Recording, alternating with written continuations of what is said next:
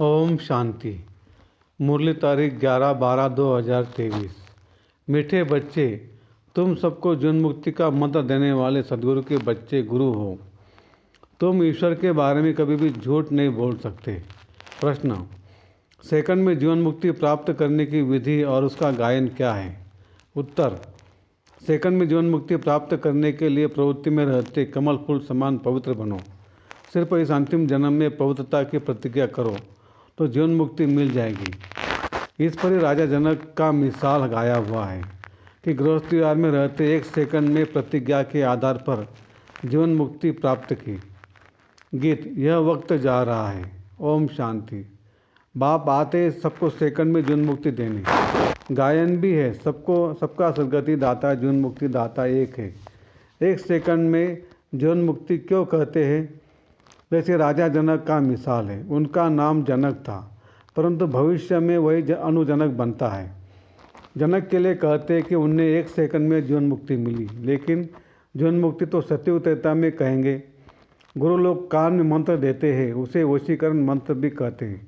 वे तो सब मंत्र देते हैं, लेकिन तुम्हें मिलता है महामंत्र, जीवन मुक्ति का मंत्र। यह मंत्र कौन देते हैं? ब्रह्मा कुमार कुमारियाँ। उन्हें यह मंत्र कहाँ से मिला? वो सदगुरु से। सर्वोत्तम तो एक ही बाप है, फिर तुम बच्चे सर्वोत्तम बनते हो। उनमें सर्वोत्तम गुरु होते हैं। तुम भी सदगुरु के बच्चे गुरु हो। गीता सुनाने वाले को भी गुरु कहा जाता है। नंबरवार तो होते ही है। तुम भी सत बोलने वाले गुरु हो। तुम कभी ईश्वर के बारे में झूठ नहीं बोलते हो। पहले तो तुम पवित्रता के ऊपर ही समझाते हो कि बाप से प्रतिज्ञा करो, हम कभी भी विकार में नहीं जाएंगे। झूठ आदि न बोलना यह तो कॉमन बात है। झूठ तो बहुतों से निकलती रहती है, पर यहाँ वह बात नहीं है। यहाँ है पवित्रता की बात। गृहस्थ विहार में रहते इस अंतिम जन्म में हम बाप से प्रतिज्ञा करते कि हम कमल फूल समान पवित्र रहेंगे। तो यहाँ पवित्र रहने की बात है। कहेंगे यह तो बहुत ऊंच मंजिल है, यह तो हो नहीं सकता। तुम कहेंगे वाह, क्यों नहीं हो सकता? यह तो गाया हुआ है कमल फूल समान। यह दृष्टांत शास्त्र में लिखा हुआ है।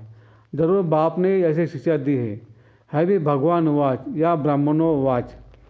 भगवान सबको नहीं सुनाते हैं, ब्राह्मण बच्चे सुनते हैं। यह बात तुम्हें सबको समझानी है।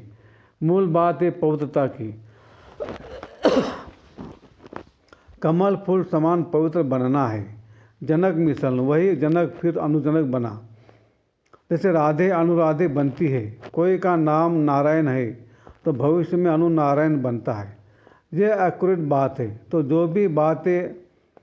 जो भी आते हैं उनको समझाना पड़े। सुना तो इस सेकंड में जीवन मुक्ति गृहस्थ व्यवहार में रहते उच्च पद पाया जा सकता है।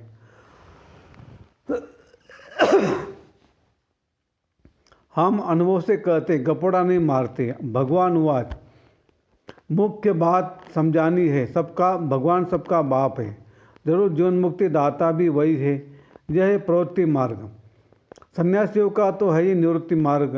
वह कभी राजो सिखला नहीं सकते। वह तो घर बार छोड़ भागने वाले हैं। वो यह ज्ञान दे नहीं सकते। यह है राजो। गृहस्थ व्यवहार में रहते कमल फूल समान पवित्र रहना है। सत्ययुग में भारत पवित्र प्रवृत्ति मार्ग था, वैश्य दुनिया थी। राजे में स्त्री पुरुष दोनों चाहिए। तो समझाना पड़ता है। हम अनुभवी हैं।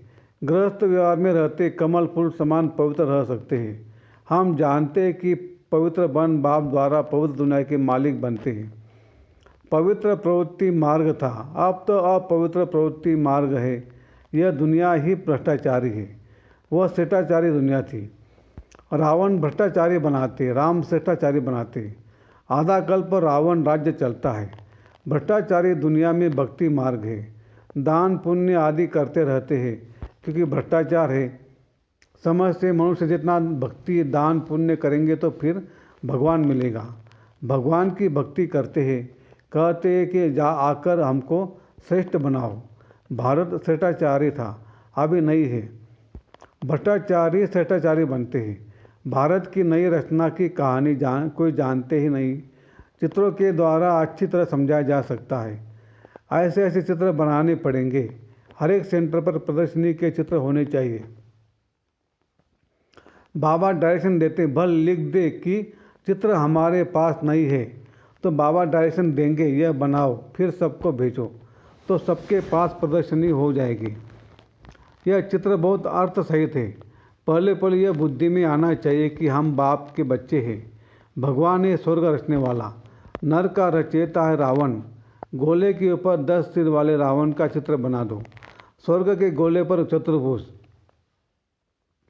लिख भी सकते यह राम राज्य, यह रावण राज्य है। इस समय रावण सर्वव्यापी है, वह हम राम सर्वव्यापी तो नहीं कह सकेंगे। गाया भी जाता है आत्मा परमात्मा अलग रहे बहुकाल। फिर सुंदर मेला कर दिया जब सदगुरु मिला दलाल, तो ज़रूर वह आएगा ना। ये हिसाब कोई भी जानते नहीं है। पहले पहले अलग हुई ये देवी देवताओं की आत्माएं। ये नॉलेज है, कोई भी समझाना है। आत्माओं का बाप तो है ना। अब हे आत्मा, अपने परम पिता परमात्मा का ऑक्यूपेशन बताओ, क्या नहीं जानते हो? ऐसा बच्चा तो होता नहीं जो बाप के ऑक्यूपेशन को नहीं जानता हो। बाप बैठ समझाते, तुम अपने जन्मों को नहीं जानते हो, मैं समझाता हूँ। पहले पहले जो देवी देवता है वह जितने जन्म लेते हैं, तो हिसाब करो दूसरे धर्म वाले कितने जन्म लेते होंगे, सिद्ध कर बताना पड़े। मैक्सिमम इतने हैं। झाड़ वृद्धि को पाता रहता है। पहले पहले देवी देवताएं थे, उन के ही 14 जन्म कहे जाते हैं। भारत की नॉलेज है ना, प्राचीन भारत की नॉलेज किसने दी? यह भगवान ने ही दी है। नॉलेजफुल गॉड फादर है ना। ब्रह्मा को भी नॉलेजफुल नहीं कहेंगे, श्री कृष्ण को भी नहीं कहेंगे। श्री कृष्ण की महिमा ही अलग है। यह समझने की बड़ी क्लियर नॉलेज है। भगवान तो सबका एक ही निराकार परम पिता परमात्मा है, वह है रचयिता। श्री कृष्ण तो है रचना।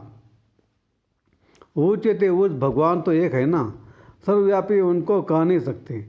भारत में ऊंचते उस प्रेसिडेंट फिर नंबरवार और है। सबका ऑक्यूपेशन बताएंगे, ऐसे तो नहीं सब एक ही है। हर एक आत्मा को अविनाशी पार्ट मिला हुआ है, यह सिद्ध करना है। आपस में राय कर सर्विस के प्लान बनाने हैं। परंतु जिसके लाइन क्लियर नहीं होंगी, कोई विकार होगा, वह नाम रूप में फंसा होगा, तो यह काम हो नहीं सकेगा। इसमें लाइन बड़ी क्लियर चाहिए। रिजल्ट तो अंत में ही निकलेगी। अभी सभी नंबरवार है। मनुष्य कहते यह व्यास भगवान ने शास्त्र बनाए। अब व्यास तो भगवान हो नहीं सकता। वास्तव में धर्म के शास्त्र है ही 4। भारत का धर्म शास्त्र तो है ही एक, माई बाप गीता। वर्षा उनसे ही मिलता है। माँ द्वारा बाप से वर्षा मिलता है। गीता माता का बाप है रचता, तो गीता द्वारा ही बाप ने प्राचीन सहज राजों की नॉलेज दी है। गीता तो भारत खंड का शास्त्र है। फिर इस्लामी का धर्म शास्त्र अपना है, बुद्ध का अपना है, क्रिश्चियन का अपना है। गीता तो है सबका माई बाप। बाकी शास्त्र है बाल बच्चे, वह बाद में निकले हैं। बाकी इतने वेद उपनिषद आदि यह सब किस धर्म के हैं? यह मालूम तो होना चाहिए कि यह किसने उच्चारे, उससे कौन सा धर्म निकला। कोई धर्म तो है नहीं। पहले तो सिद्ध करना है गीता खंडन की हुई है। बाप के बदले बच्चे का नाम दे दिया। जीवन चरित्र तो सबका अलग अलग है। बाप कहते सर्वधर्मानि परित्यज्य मामेकम। याद करो, सब परमात्मा आत्माओं को कहते तुम अशरीरी बनो, मेरे को याद करो। अशरीरी बाप ही यह कह सकते हैं।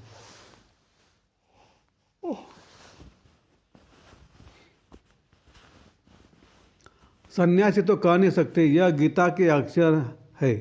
सर्वधर्म वालों को कहते अरे अशरीरी भव। अभी नाटक पूरा होता है। सबको मंत्र मिलता है कि देह से देह के सब संबंध त्याग, मामेकम याद करो तो तुम मेरे पास आ जाएंगे। मुक्ति के बाद जीवन मुक्ति है जरूर, पर जीवन मुक्ति का है वाया मुक्ति।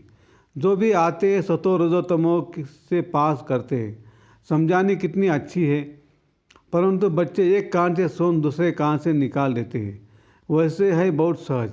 तुम जगह जगह पर प्रदर्शनी करो, अखबारों में भी पड़ जाए, खर्चा कर सकते हो। बल सब सुने, अखबार में तो ज़रूर डालना है। बच्चों को बड़ा नशा रहना चाहिए, बाकी टाइम बहुत थोड़ा बचा है। आतिंद्य सुख की भाषणा गोप गोपियों से पूछो। गाया हुआ है यह गोपी वल्लभ के गोप गोपिया है। गोप गोपिया न सतयुग में न कलयुग में होते हैं। वहाँ लक्ष्मी देवी राधे देवी है। गोप गोपिया अभी है। गोपी वल्लभ के बच्चे पोतरे पोतरिया है। जरूर दादा भी होगा, दादा बाबा और मम्मा। यह नई रचना हुई है संगम पर।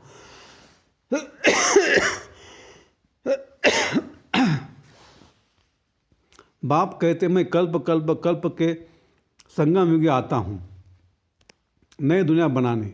आसुरी संतान से तुम ईश्वरी संतान बने हो, फिर बनेंगे दैवी संतान, फिर क्षत्रिय वैश्य शूद्र संतान बनेंगे।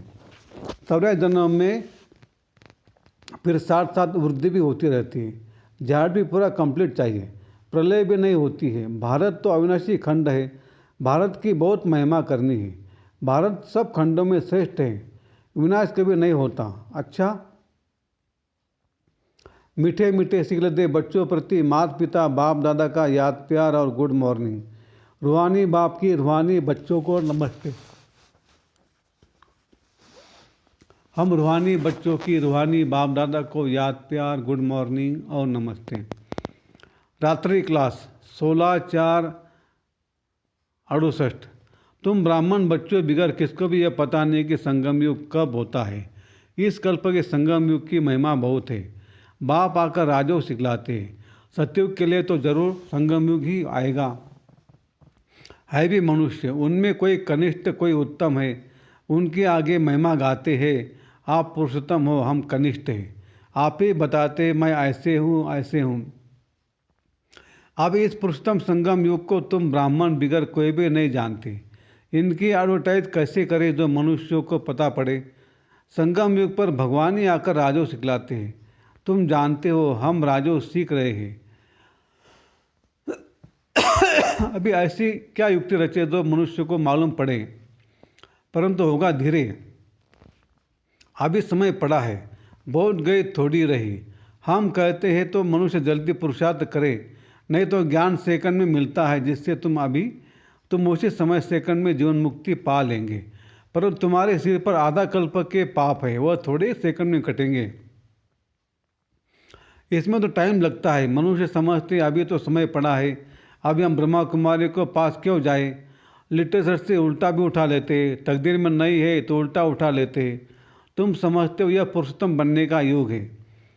हीरे जैसा गायन है ना, फिर कम हो जाता है। गोल्डन एज सिल्वर एज यह संगम युग है। डायमंड एज सतयुग है, गोल्डन एज यह तुम जानते हो। स्वर्ग से भी यह संगम अच्छा है। हीरे जैसा जन्म है। अमर लोक का गायन है ना, फिर कम होता जाता है। तो यह भी लिख सकते हो पुरुषोत्तम संगम युग है डायमंड, सतयुग है गोल्ड, त्रेता है सिल्वर। यह भी तुम समझा सकते हो। संगम पर यह मनुष्य से देवता बनते हैं। 8 रत्न बनाते हैं ना, तो डायमंड को बीच में रखा जाता है। संगम का शो होता है। संगम युग है ही हीरे जैसा। हीरे का मान संगम युग पर है। योग आदि सिखलाते हैं जिसको स्पिरिचुअल योग कहते हैं, परंतु स्पिरिचुअल तो फादर ही है। रूहानी फादर और रूहानी नॉलेज संगम पर ही मिलती है। मनुष्य जिनमें देह अहंकार है वह इतना जल्दी वह कैसे मानेंगे। गरीब आदि को समझाया जाता है तो यह भी लिखना है संगम युग इज डायमंड, उनकी आयु इतनी है। सतयुग गोल्डन एज तो उनकी आयु इतनी है। शास्त्रों में भी सोचतियाँ निकालते हो तो तुम बच्चों को भी ये याद रहे तो कितनी खुशी रहे। स्टूडेंट को खुशी होती है ना। Student life is the best life. यह तो सोर्स ऑफ इनकम है। यह थे मनुष्य देवता बनाने की पाठशाला। देवता तो विश्व के मालिक थे, यह भी तुमको मालूम है। तो अथा खुशी होनी चाहिए, इसलिए गायन है।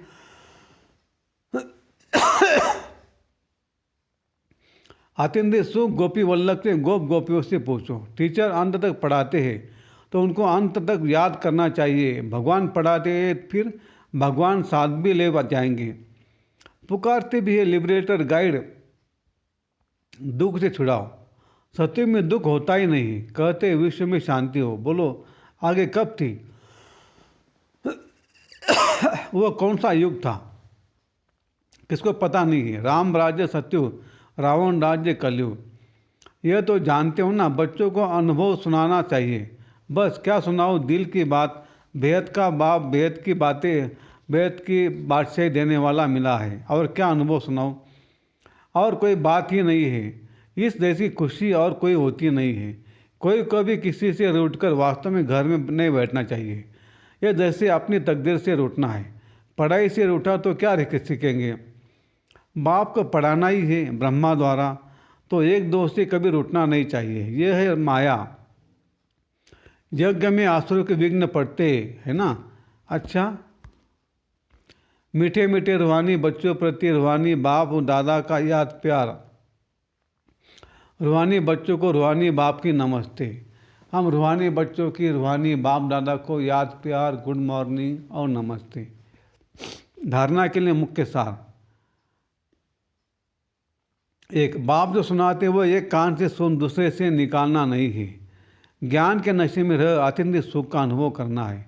2, सभी को सेकंड में मुक्ति जन्मुक्ति का अधिकार देने के लिए यही महामंत्र सुनाना है कि देह से देह के सब संबंधों को त्याग, बाप को याद करो। वरदान, क्लियर बुद्धि द्वारा हर बात को परख कर यथार्थ निर्णय करने वाले सफलता मूर्त भव। जितनी बुद्धि क्लियर है उतनी परखने की शक्ति प्राप्त होती है। ज़्यादा बातें सोचने के बजाय एक बाप की याद में रहो, बाप से क्लियर रहो, तो हर बात को सहज ही परख कर यथार्थ निर्णय कर सकेंगे। जिस समय जैसी परिस्थिति जैसा संबंध संपर्क वाले का मूड, उसी समय पर समय प्रमाण चलना, उसको परख कर निर्णय लेना, ये भी बहुत बड़ी शक्ति है जो सफलता मूर्त बना देती है। स्लोगन, ज्ञान सूर्य बाप के साथ लकी सितारे वह है जो जग से अंधकार को मिटाने वाले हैं, अंधकार में आने वाले नहीं। अच्छा, ओम शांति शांति शांति। शुक्रिया बाबा, शुक्रिया आपका, लाख लाख शुक्रिया। Thank you thank you thank you.